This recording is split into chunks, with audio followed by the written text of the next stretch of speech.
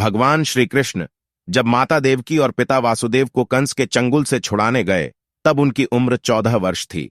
उनकी माता ने उनसे पूछा कि बेटा, तुम तो भगवान हो, तो तुम पहले ही हमें कंस के चंगुल से छुड़ा सकते थे, तो इतनी देर क्यों कर दी? तो कृष्णा जी ने कहा, माता, क्या पिछले जन्म में आपने मुझे 14 वर्ष का वनवास नहीं दिया था? माता हैरान रह गई और बोली, ये क्या कह रहे हो? तब कृष्ण जी ने बताया कि पिछले जन्म में मैं राम था और आप थी माता कैकई, और आप ही ने मुझे 14 वर्ष का वनवास दिया था, और कर्मफल से कोई नहीं बच सकता माता, इसलिए आपको 14 साल का यह दुख सहना पड़ा। तब माता ने पूछा, तो फिर यशोदा पिछले जन्म में कौन थी?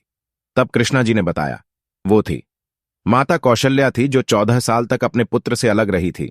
उन्होंने उस दुख को सहा था, इसलिए इस जन्म में 14 साल में उनके पास रहा, और मेरे साथ रहने का माता और पुत्र के प्रेम का सुख उन्हें मिला। कहने का मतलब यह है कि कर्म फल से ना उस युग में कोई बचा था, ना आज कोई बचेगा।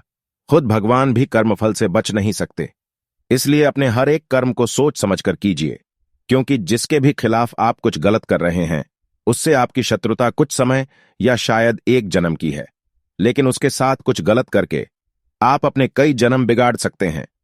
जय श्री राम।